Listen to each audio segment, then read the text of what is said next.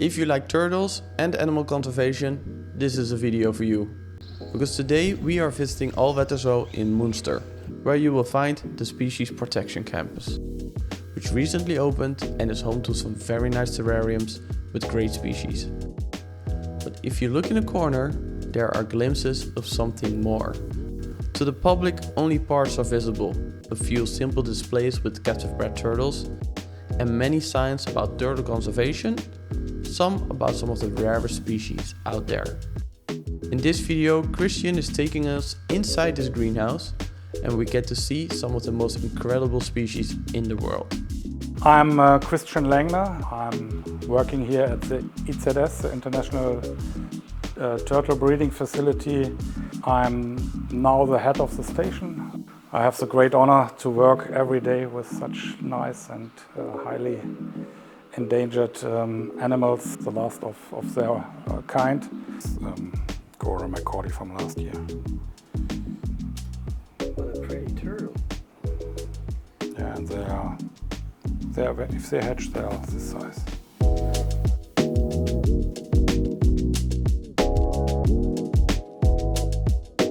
We have here in the station around 250 individuals of 14 species, all critically endangered or sometimes maybe as well extinct in the wild. So they are very much in need of captive breeding. The focus is on Cuora with several Cuora species, and the Leucocephalon is another focus species here in the facility.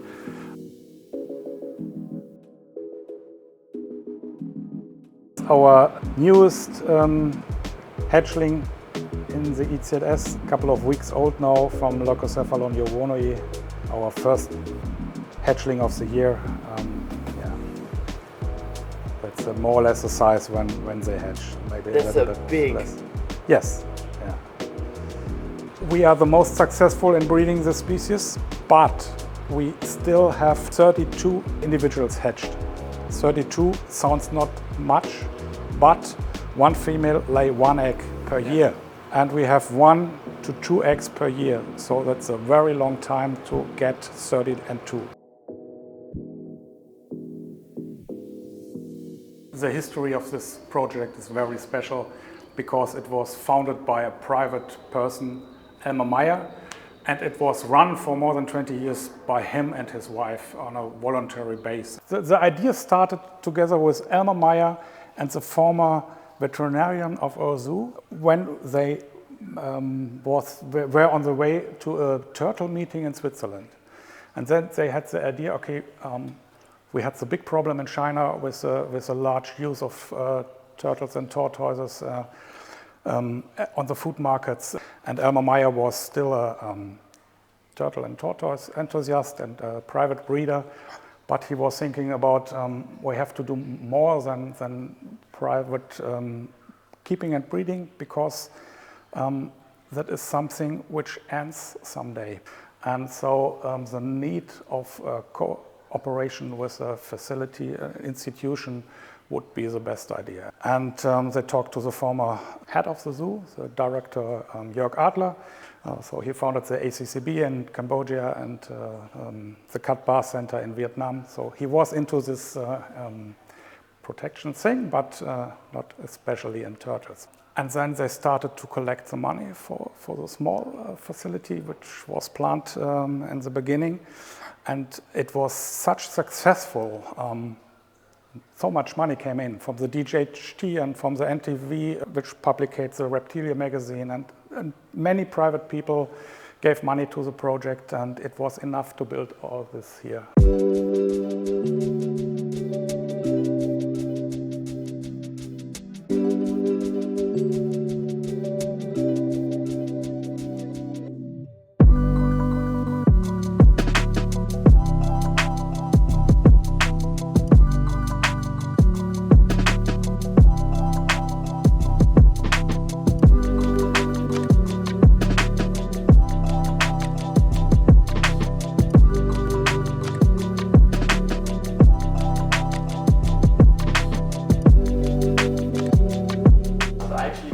this idea for my new setup, so I have like ferns above. Yeah, that was all you see here is Elmer's idea. So they need some protection space where they can hide,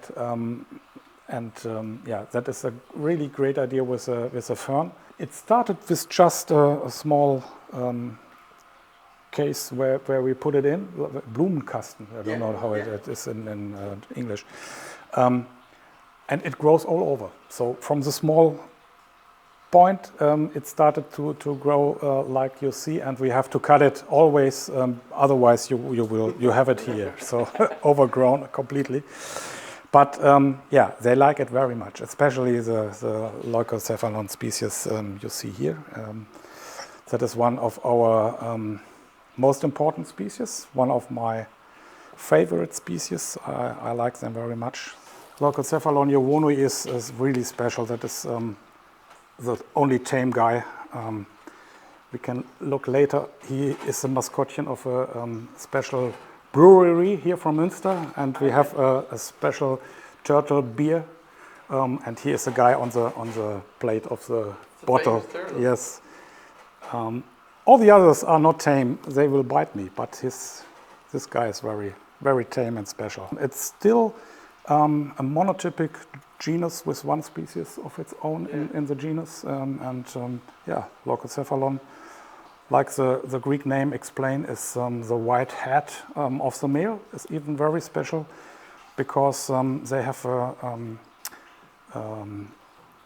sexual dichromatism, which and even dimorphism, because the males are larger than the females, and that is not usual. Even normally, if there is a kind of difference, the females are larger than the males, but in this species it's vice versa, and the white head of the male is even the name of Leucocephalon, name giving. The female, you can see here, is much darker, and they have a black head, and they are smaller. That is one of our breeding females, and that is one of our breeding males. I don't know if you can see, but the color and light on this one is really nice. Oh yes. Yeah, that is something you can maybe, here you can see it a little bit. They are light brown, the original coloration. It's not such dark. That is algae that are growing on the back, so they are not such black like it seems. Yeah, on the back. Right. That is original, even lighter than this, its original coloration. I can imagine in a thick tropical forest, lots of leaves and wood on the ground. Right. Yeah, and a single quiet pond on a small river, where you have quiet water places. After a cataract or something like this, you have a pond, and in one pond is one of them, and in the next pond is the next one. And only the males in the mating season, if they have a season, nobody knows, going from one pond to the next to mate with the females. Yeah.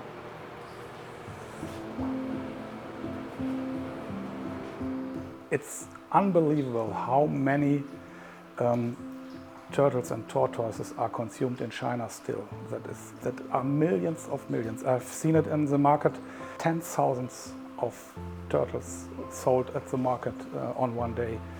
You cannot imagine if you have not seen it by yourself. More than 300 million turtles and tortoises are consumed by the Chinese people. And these 300 million per year were captive bred in China. Plus between 40 and 60 million wild-caught tortoises and turtles from all over the world are consumed in China. And that is the reason why turtles and tortoises now are the most endangered vertebrate species all over in general.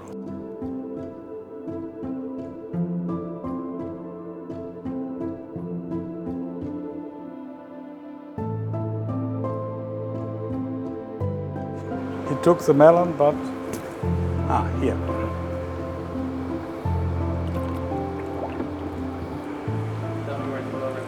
This is wow.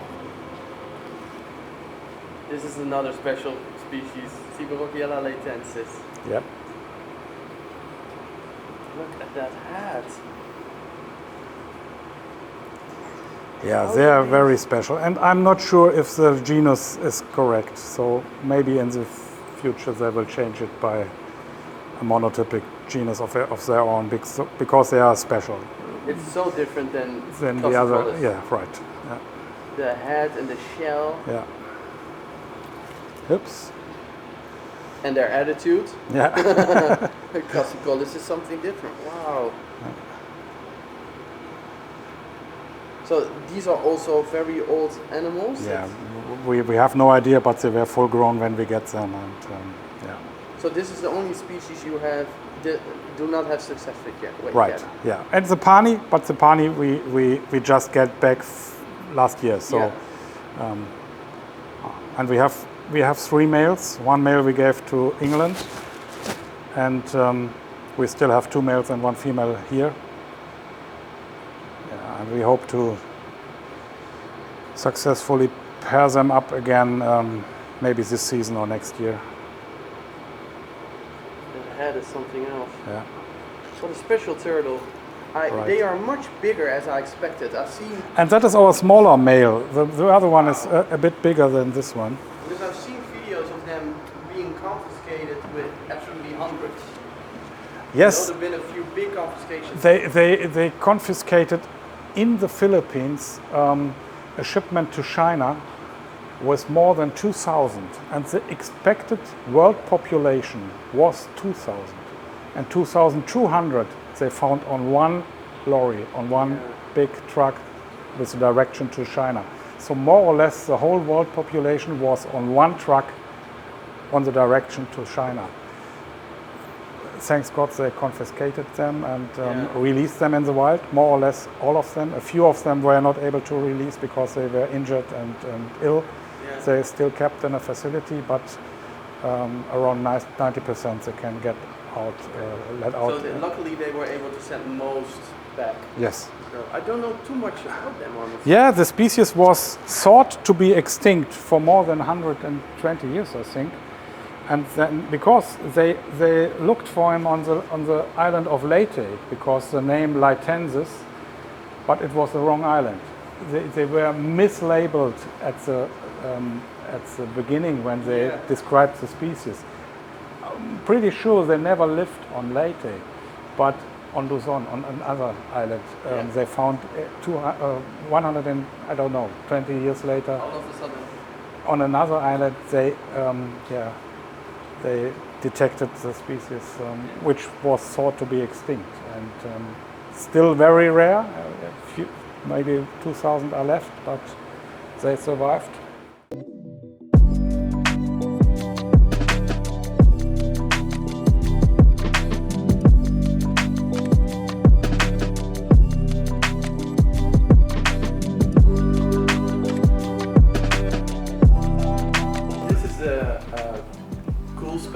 Which I believe means that here are the species that have hibernation. Right. In some form. It's not a real hibernation like you do it with the Greek tortoises. They need a moderate temperature reduction in winter. And it's under greenhouse conditions, so it's more or less depends on the outside temperatures. And you have the warm room directly behind, so it will heat indirectly this room as well. We have here in wintertime, if it's freezing outside, we have minimum temperatures below the 10 degrees. So 7 degrees is our minimum temperature here if it's freezing outside. But if the weather is nice, at daytime the sun is shining even in winter, it could be that at night you have 7 degrees and at daytime 18 to 20. And that is pretty much the same like in northern Vietnam, in the highlands, or in southern China. So they don't hibernate totally, but they rest. And that is which is needed for the subtropical species to breed. So we have one tropical room where more or less the temperatures are high even in winter, above 20 degrees. Okay, so 20 is like when you... 23 we have in the warm room, and not lower. And in summertime, it depends on the outside temperature. So we have 30 degrees if the sun is shining or more. in both rooms. In summer times, it's all the same. Yeah. But all these subtropical species are not able to breed under constant conditions, so they need the lower temperatures in winter.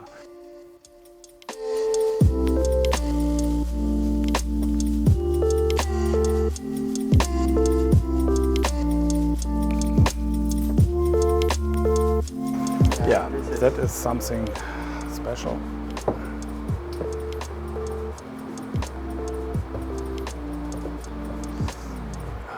Cuora, Zhoui, one of the last more or less 200 which are left of the species. Absolutely incredible. And one of the nearly 100 we bred here in the facility. It is one of the most endangered vertebrates in general, because it's just a guess. Nobody knows it exactly, but we think that not more than 200, 250 individuals are left in general all over the world. Yeah. And this species, without Elmar's project, without the IZS and his knowledge, was extinct. Because the species, we are pretty sure, because more than 20 years, not one individual was detected on the food market where they found it for the first time, and that is the only species where the place of origin is not known. The Terrarium is still the food market close to the Vietnamese border in China, and that is all we know. That is something very sad, so we have no chance to revive it, because we don't know where, because nobody knows, are they from Vietnam, are they from China, where from China. Yeah. So also everything you know about breeding, mating season, activity, diet, it's all from captivity and all based on Elmar's knowledge. He found it out. More or less all our species are kept separate here, and that was the key of successful breeding, to keep them separated. And in the breeding season, we have to mate them and is it put them before together. Or after hibernation? That is very special. It is now and before. Okay. So we have two kinds of the year when the equinoctium, when the days and the nights are equal, around 21 or 20 of March and 20 of September. That is even this Elmar found out is the best time to mate the subtropical species in spring and in autumn, and both could be successful. So we do it in autumn and in spring, and around 2 weeks before and 2 weeks after, 3 weeks after. That is the best time.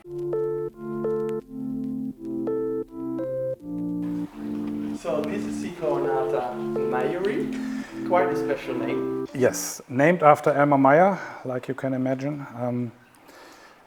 And that is one of the subspecies of Cuora cyclornata, which we breed. These are quite large turtles. As soon as you start to work with different bloodlines and keep everybody separate, I can imagine you run out of space quickly. Right. That is the main problem with all these species we care for, and the main help we get still from the private sector. Otherwise, our project in keeping and breeding them still was not possible anymore.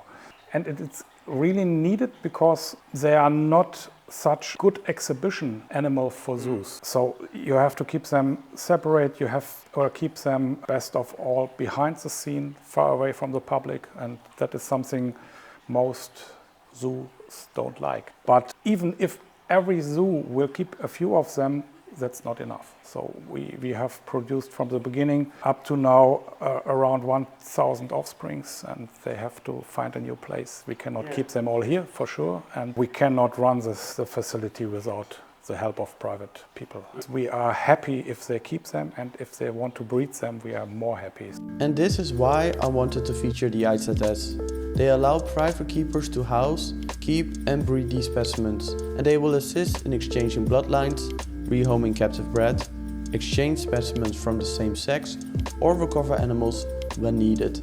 They work together with private keepers to increase the captive population, whilst also making sure that the risk is spread in case of an accident, all with the hope to one day send back animals to their native range.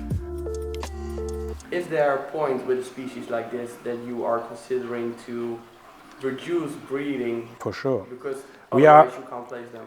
especially with Cuora cyclornata and all the subspecies we have in care, we are now at the point. Which is such a waste, because I read that, estimated populations are Close between to 500 to 1,000, so that's nothing. if Yeah. maybe less, yeah. Yeah, and you're actually successful with it. You're able to get numbers that pretty much equal or not even surpass what is found In the wild. is the estimated around, and then you have to quit because of space. Yeah, but we have no chance because our main goal was to bring them back to the nature, to rewild them and release them into the nature. But every hatchling we bring back to the place of origin would be directly going to the cooking pot in China. So that is not a way at the moment. So we hope that the politics in China will change in the future, hopefully in the near future.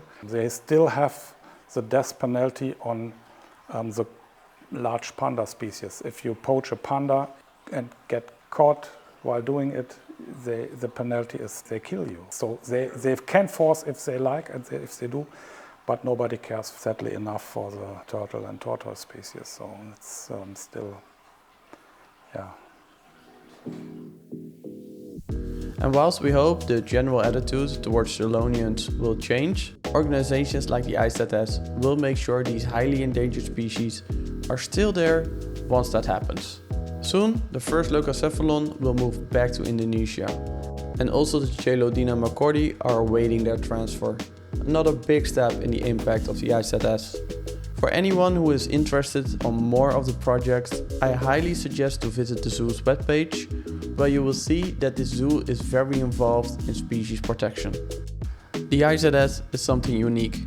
The cooperation between the Zoological Institute, non-profit organizations and the private sector, all based on an idea that started more than 20 years ago. The power of private people is very important to the success of the whole station, still and even for the future. Without private keepers, this project was not possible. So in the past and even not in the future.